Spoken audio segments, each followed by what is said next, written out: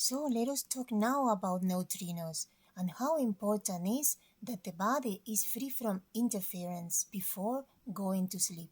See you later. Bye. But my answer is this. Once the interference is cleared, the question changes. Before that, everything arrives mixed. Thoughts, fear, memory, programming, old beliefs, emotional residue, mental repetition. But when the field becomes cleaner, when the body becomes calmer, when the space where you breathe becomes more coherent, then another kind of communication can begin to arrive. Clearer, softer, more precise, more direct. And now we enter the question of neutrinos. A neutrino is one of the strangest messengers in existence.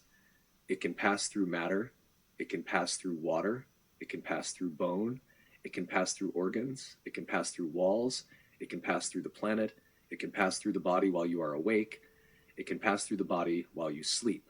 It moves almost like a silent traveler through the architecture of matter. Why? Because the neutrino carries zero electric charge.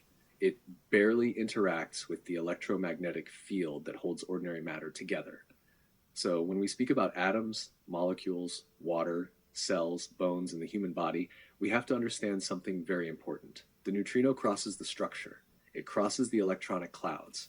It crosses the fields. It crosses the molecular architecture. It crosses the water of the body. It crosses the living receiver. And almost every time it keeps moving. For ordinary human technology, that makes extremely difficult to capture. But for a highly advanced intelligence, that same quality could make them perfect messengers. Because a messenger that passes through matter can reach places that ordinary signals struggle to reach. A messenger that crosses walls can cross closed rooms. A messenger that crosses stone can cross mountains. A messenger that crosses the planet can arrive from directions the human mind barely considers. So the question becomes, if an advanced intelligence wanted to communicate with a being inside a human body, what would it use? Would it use sound? Would it use light? Would it use dreams? Would it use water? Would it use the nervous system? Would it use brain waves? Would it use neutrinos? Would it use all of them? A truly advanced intelligence would never need to choose only one channel. It could use many channels at once. Neutrinos, solar plasma, light, water, bioelectricity, brainwaves, dreams, memory, images, inner sensations, music, synchronicity, the body, the field, the sleeping state, because the human body is a receiver, a living receiver, a carbon interface, a water-based instrument, a biological translator of signal. And sleep is one of the most important thresholds. During sleep, the ordinary mind becomes softer. The external guard lowers. The daily personality relaxes. The nervous system changes rhythm. The brain enters another kind of activity. The body opens another way of receiving.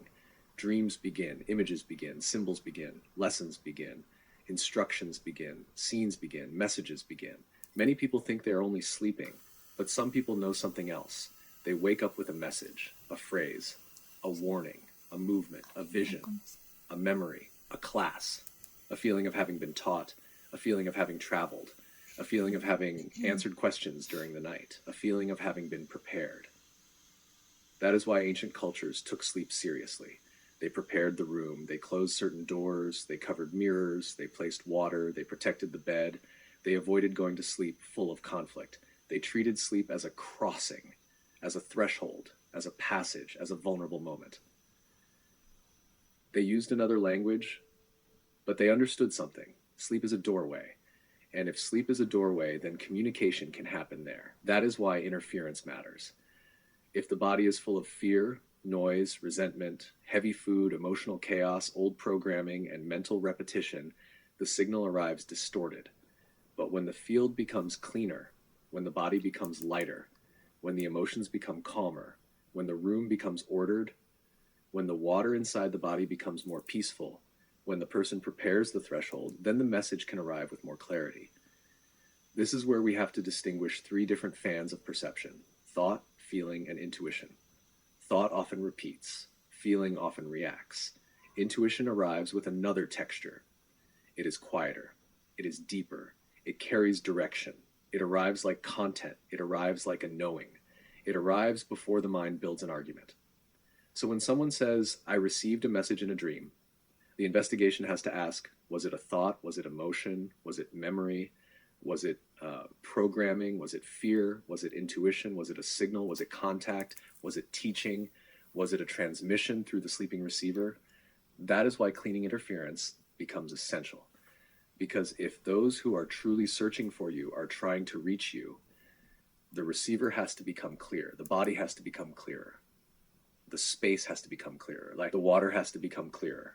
The language has to become clearer. The field has to become clearer. Then the communication can pass through. And if a part of who you are was taken, copied, linked, captured, or redirected into this human body, then those who know your true origin may be searching for you. They may be trying to locate your signal. They may be trying to reach the living wave that animates this body. They may be trying to send content through the channels this system barely understands. To us, neutrinos seem almost impossible. To them, neutrinos may be simple. To us, dreams seem mysterious. To them, dreams may be classrooms. To us, brainwaves seem biological. To them, brainwaves may be doors. To us, water seems ordinary. To them, water may be memory and receiver. To us, the body seems dense. To them, the body may be an instrument that can be tuned. So, this is the beginning of the investigation. Neutrinos as silent messengers, sleep as a threshold, water as memory, the body as receiver, brainwaves as channels, intuition as clean signal, and interference as the fog that must be cleared. The question is open. Who is sending? What are they sending? Through which channel? How does the body decode it? Why do some people remember? Why do others wake up with only a feeling? Why do some messages arrive as words? Why do others arrive as images? Why do others arrive as movement inside the body?